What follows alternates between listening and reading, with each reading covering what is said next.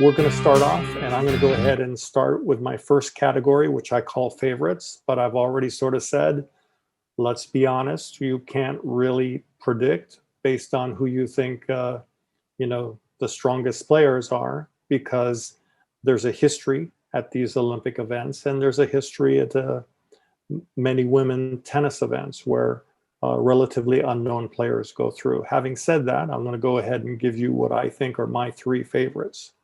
And so number one would be Ash Barty. She's the number one ranked woman in the world. She just won Wimbledon. She's had a very strong year. So in my mind, she's the favorite. However, like I said, you can never predict these things. So I'm going to go ahead and give my top three. So Ash Barty would be one. Second would be Naomi Osaka. She is the number two ranked women's player. She won the Australian Open this year. She won her first match at Roland Garros, and then she withdrew from the event. She hasn't played a single tennis match since then. She has the best record over, say, the last 2 or 3 years at Grand Slam events. So she's in an interesting position, right? She's clearly a very talented player and would be a favorite. But there's a couple things that I think you have to take into consideration. First of all, that she hasn't played any matches since Roland Garros. That's a fairly long time. And most players like to be sort of match tough, have a little more match experience than that. Secondly, she's representing Japan, which is the home country, right? And on the one hand, that means that the crowds will be screaming for her. But on the other hand, that means that there's a lot of pressure on her, right? No Japanese woman has ever won a medal in tennis. This would be a big deal, right? This would be a huge deal.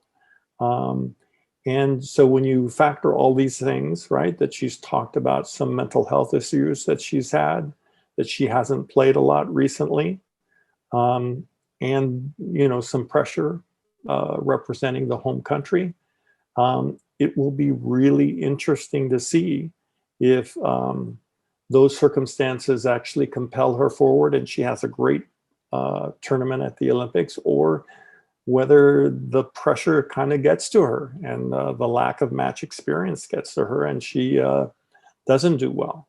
Very difficult to predict how she reacts to this set of circumstances. And then my third favorite would be Sabalenka. She's number 3 ranked woman player in the world. She made it to the semis of Wimbledon. She also won a clay court tournament in Madrid, where she beat Ash Barty in the final. So she's a strong player and playing well. She has never won a Grand Slam event, but that doesn't seem to be something that stops you from winning Olympic gold. Monica Puig and Elena Dimencheva can tell you about that. But those are my 3 favorites right now going into the Olympic draw. And I'm going to turn it over to you, Ted, and let's hear how you see the women's side of the draw shaping up. Yeah, I'm definitely a believer in, the top seeds don't mean as much in this tournament. I've always been a big believer in nationals and pride, and people play the motion. And for these reasons, my number 1 pick is Sabalenka. She is ticked off losing in the finals. She has the power game. She's starting to get more and more, being more patient on the court versus going for the winners right out. She's really building the points better now, and that's why she's my number 1 favorite. My second favorite, I'm going to go really on a limb. There's 2 limbs I'm going to go on. The first one is Sakari, the girl from Greece. Another big player game. She's got something to prove. She's really not quite there yet, but I really think that she's got big potential in this game. And last but not least, here's my outside dark horse. Spidelina. Thank you, Spidelina. she's kind of a pusher on the court, but because of her, those two are perfect together because they really push each other forward. She's starting to develop a game to really take control of points versus being a pusher, and she's ending points now. And she's got the perfect head for it. She's like Simona Halep, basically, but she can hit the ball harder. And so those are my top three picks. Starting off with I'm going to pick three what I call second favorites. And my first one is Pliskova. And I'm kind of going, with a hot hand, right? So Pliskova got off to a little bit of a slow start this year, but then came to Wimbledon and was on fire, and went all the way to the finals against Ash Barty and lost a very close 3-set match. There's also a sort of behind the court story with her, and that is that this year she changed coaches. And her new coach is Sasha. And for those of you who don't follow closely, he was the hitting partner for Serena Williams for a number of years. This was when in her glory days when she was winning Grand Slam after Grand Slam. And then he moved on to Naomi Osaka, who had not won any Grand Slams before he started coaching her.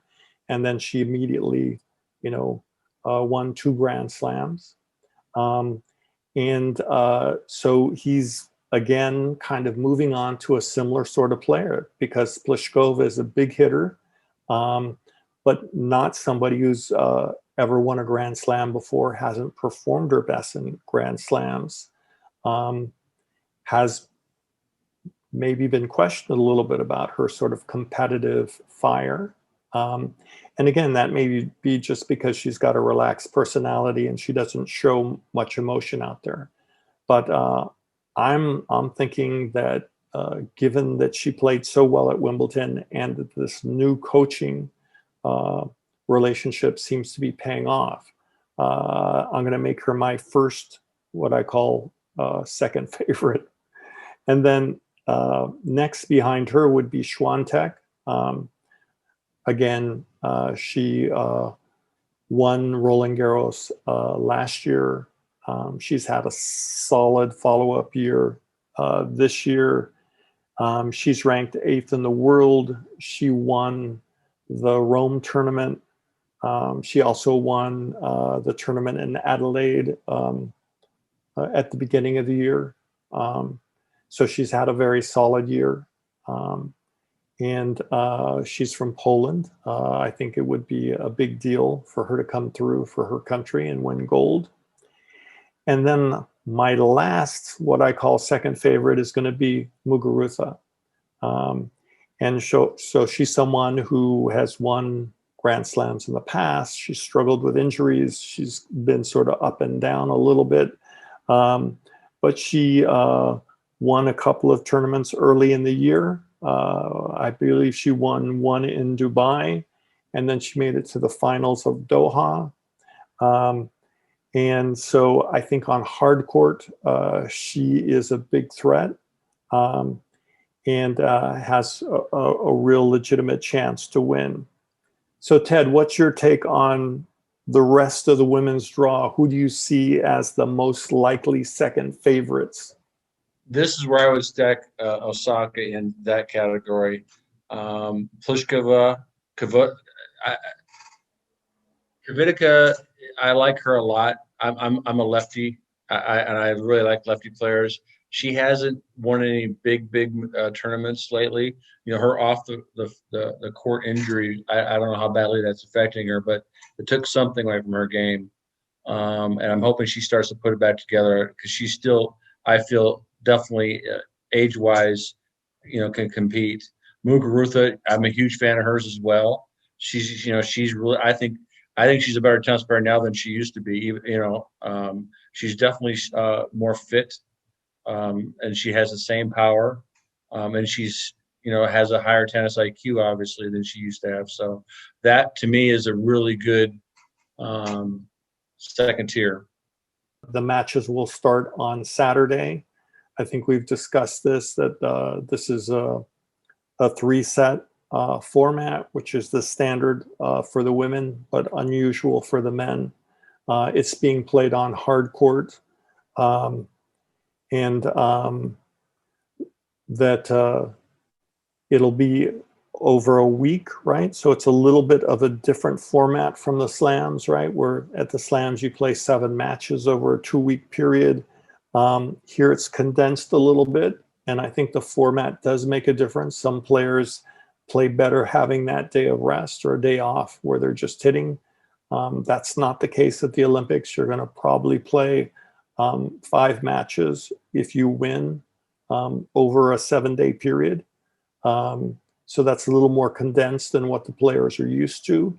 But like I said, I think all of that makes it even more exciting, and it also makes it less predictable, right? Who's going to, in these sort of new circumstances where they're playing 5 matches over 7 days, and they're playing, you know, in an Olympic venue where it's not your traditional tennis fans that are there, but it's more, and I guess sadly, we're not going to have the crowds that we're used to, right? That because of the COVID issues in Japan, they're either not going to have any fans at all, or if they do, it'll be a very small number, right? So that's another sort of factor that players have to sort of adjust to in terms of performing their best at this Olympic event.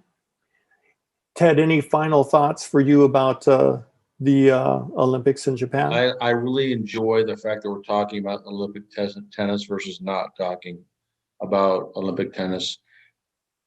It puts into perspective what's going on in the world today, not only the pandemic, but just everywhere and other things involved. There's so much more out of life than just getting a paycheck. It's enjoying life. And this, to me, tennis is life. Enjoy this Olympic tennis. It's going to be amazing. And I really look forward to it. All right, that's it for today.